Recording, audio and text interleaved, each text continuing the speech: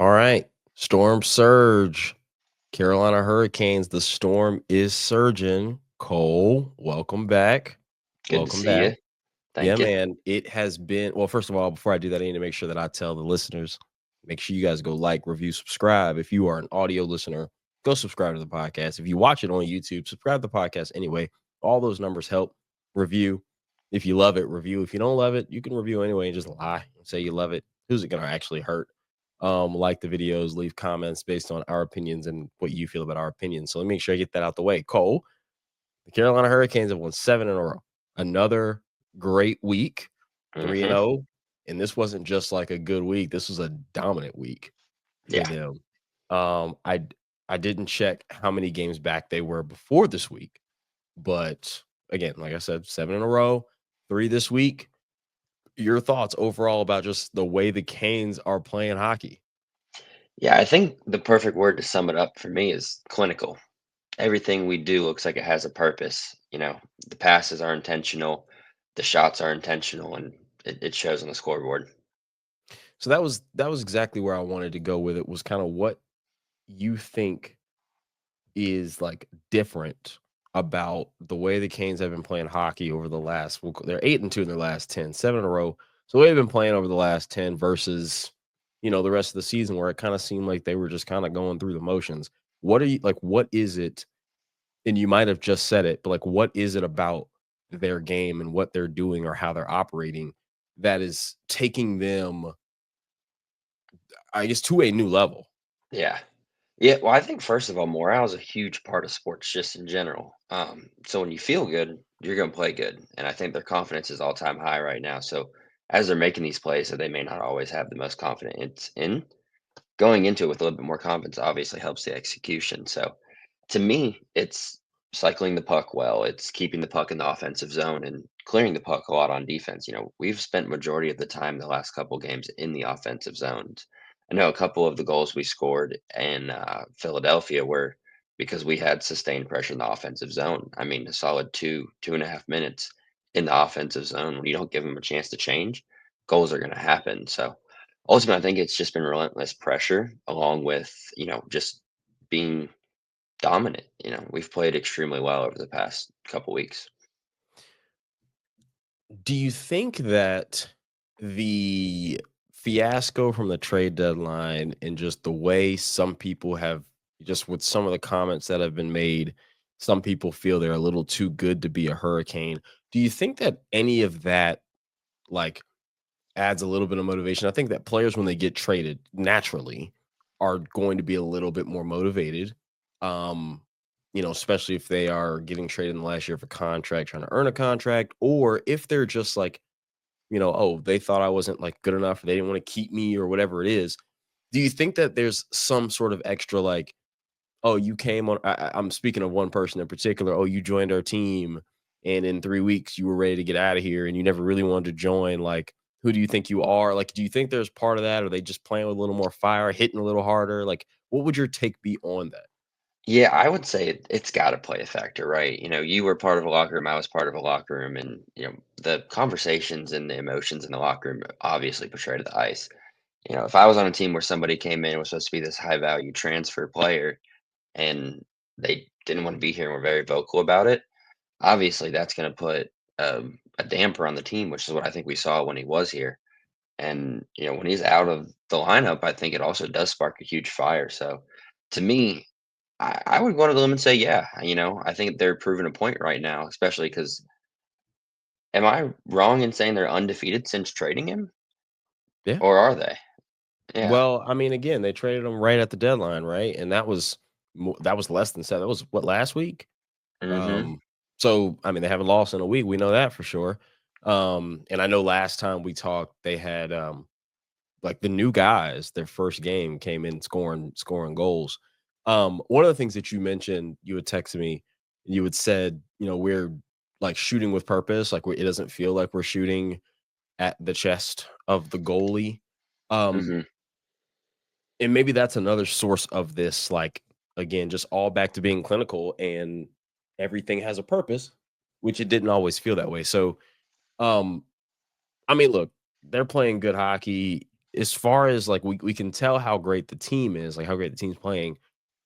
Anybody individually that's kind of like, oh, he stepped up, and it might not even be so much goal scoring. Like it might just be the plays that they're making that don't show up on the stat sheet. Um, Especially like some of the guys who are kind of the unsung heroes that don't have the Aho or the Sveshnikov name. Hmm. Um, do we have any of those guys that are really stepping up, whether they're new guys or old guys? Yeah, I've got a few guys that come to mind. I want to start by talking about our new guy, Mark Jankowski. He's come in, he scored 4 goals in 4 games. He's had 2 games with 2 goals apiece. I think coming to the team, he may have only had 2 or 4 goals on the season so far with Nashville. So, one, there's huge, but a fun stat for you is he's the first player to ever score his first 4 shots on goal when joining a new team. Okay. So, he has taken 4 shots and they've all gone in. Hard to be mad at batting 1,000. So, he's been a great addition being able to score the puck. I think the lines that Brendan Moore's been going with recently make sense. I thought initially the Aho, Jarvis, and Blake line was a little bit small, but their relentless pressure again has been very much noticed. But a guy I do want to mention is Jesperi Kotkaniemi. In my opinion, probably always haven't been his biggest fan just because I feel like sometimes he doesn't make the right decisions. But this past couple weeks, he has been absolutely on fire. The first 2 goals in Philly, he set up beautifully. But ultimately, KK has been on fire. If he can continue this, he is going to make a name for himself. And not normally a guy would shout out, but has been an absolute unsung hero and has been a amazing centerman recently. Are they better now than they were a month ago? I know they're playing better, but are they actually better than they were a month ago? It's hard to say, right? The games, you got 82 games in a year. So you're going to have up games and down games. It's like playing 136 games in baseball. You can't expect to win them all. I think our potential has been raised, though. I'll tell you that. Since the trade deadline, I think with the way everyone's playing together, I feel like there's a lot of confidence in the building. And with that alone, I think it raises the bar and raises our potential to make a cup run this year. Okay. Well, I mean, I think that's all fans really ask for, right? Don't show up in the playoffs and lose in the first round. You Hmm. know, at least make it like if you go to the conference finals again and lose, so be it.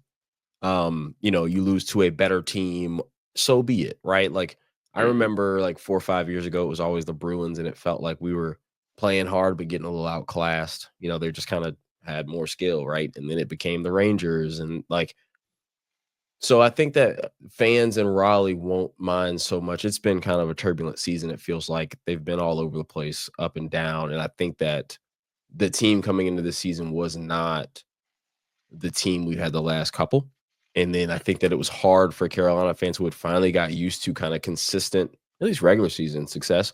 It got hard for fans to accept, like, okay, maybe we're not as good this year. Um, but with that being said, again, a level of self-awareness is important for fans, for the team.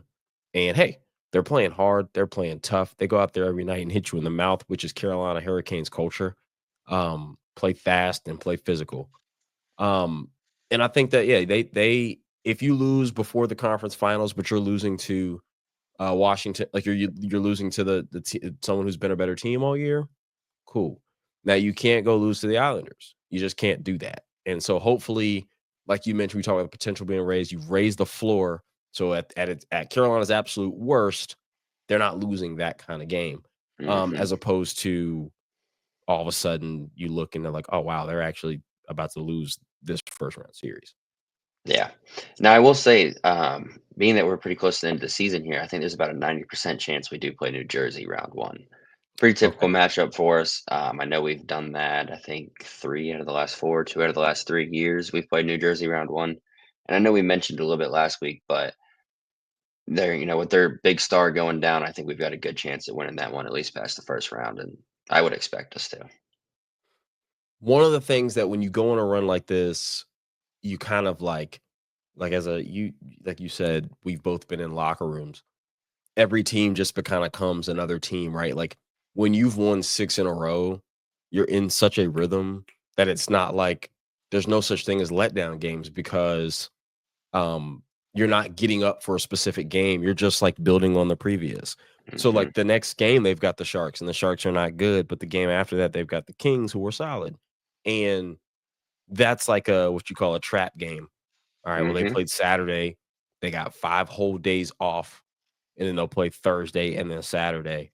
And they might be looking forward to the Kings looking through the Sharks, and the Sharks can come in San Jose and steal one.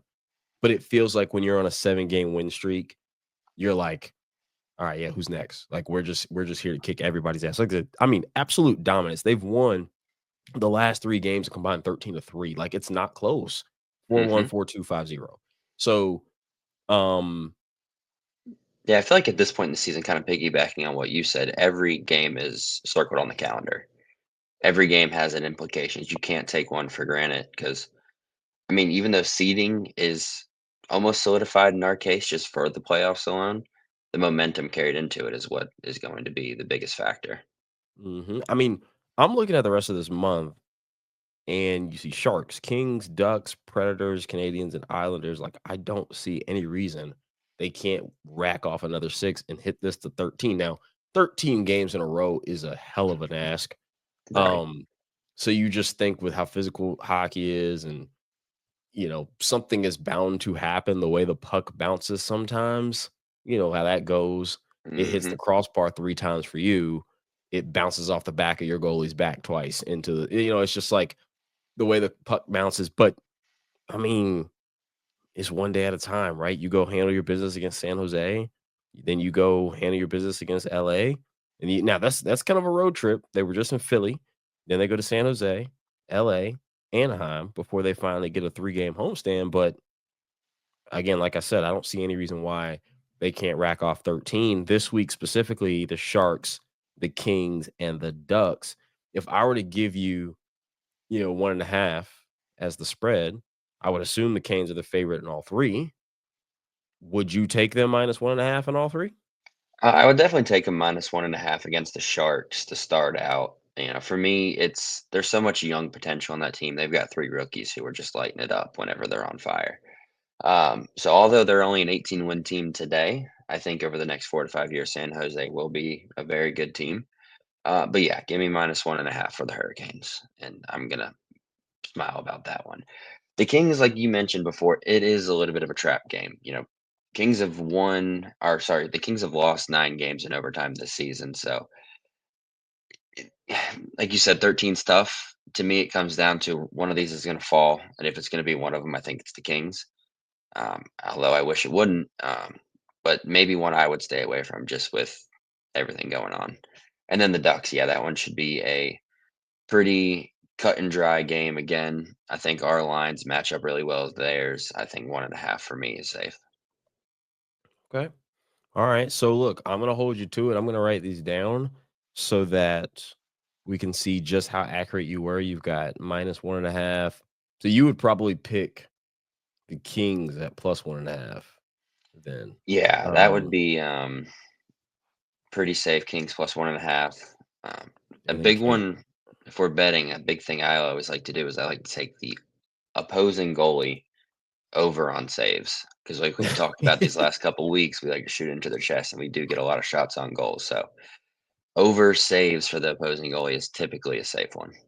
That's actually hilarious. That is smart betting because that's how uh you bet on, your team well enough. So Hmm. I respect that. Me being a Carolina Tar Heels fan, I can already tell like that guard's going over 15 points, or so that makes a lot of sense. Um well, yeah, man. It's we got to get to, and the season is winding down, but we got to get to a Canes game hopefully this year. I mean, there used to be a time, man, where Canes tickets were like $4. And now, they're $100, to sit somewhere, they're a hundred Right. bucks, but it's always fun. It's always electric. And I mean, when they're good, it makes it worth like actually cheering as opposed to just being there to be there. It's not like a Carolina Mudcats baseball game where you're just kind of there to say you're at a baseball game and hang out with the people Hmm. around you, but don't really care what happens. And maybe you see something cool one day, like on the diamond. But um, Yeah, I need to get to one. Been saying that for 2 years, ain't been in a minute. I need to get to one. So I'm gonna try this year before the year ends, but we'll see how it goes. Let's make it happen. We'll pick a day. Yeah, let's pick a day. Let's do it. Because the fiance has been pushing me on it. So Kolski, I thank you. We've done it again. 15 minutes. Good work, man. Good work. Absolutely. Thanks for having me again.